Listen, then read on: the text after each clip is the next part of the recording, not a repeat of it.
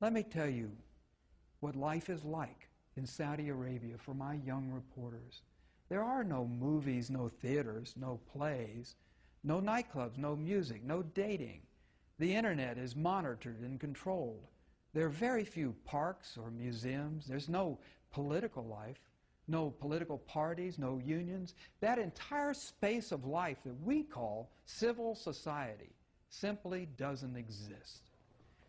In the Kingdom of Saudi Arabia, there are royal highnesses and ordinary highnesses and everybody else. Even very rich people like the bin Ladens know their place. You may be rich, but you are not royal. In a nation where human images are forbidden, portraits of the king and the top princes are everywhere. The streets are named after them, the hospitals, the universities. The royal family not only owns the country, they hoard all the glory. You are a guest in their house.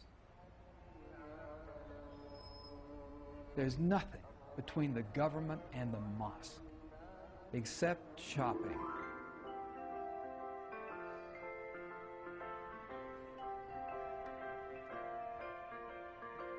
Recently, in Jeddah, a new IKEA furniture store opened its doors, and it was such a thrilling event that 15,000 people showed up.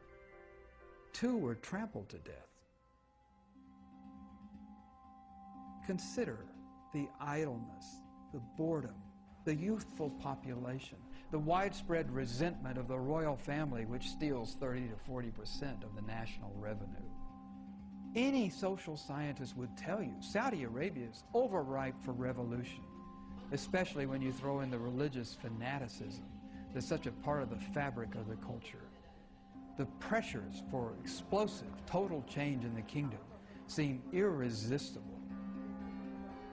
What force is greater than the anger, the frustration, the despair, the hopelessness that everywhere else in the world has led to revolutions, coups, and civil wars, but in Saudi Arabia has resulted in a kind of social coma? Fear is that force. I'm not speaking of fear of the government. The Saudis don't fear their government. It's not nearly as cruel to its citizens, or subjects, to use the correct word, as the Egyptians are. No. What they fear is the alternative. Look at the neighborhood the Saudis live in. The revolution in Egypt brought on an enduring autocracy far less liberal than the monarchy it replaced. Ditto Syria. In Iran, the revolution brought the mullahs. In Somalia, tribal chaos. And of course, Iraq, which embodies all the fears the Saudis harbor about their own future. Change does not equal progress in the Middle East.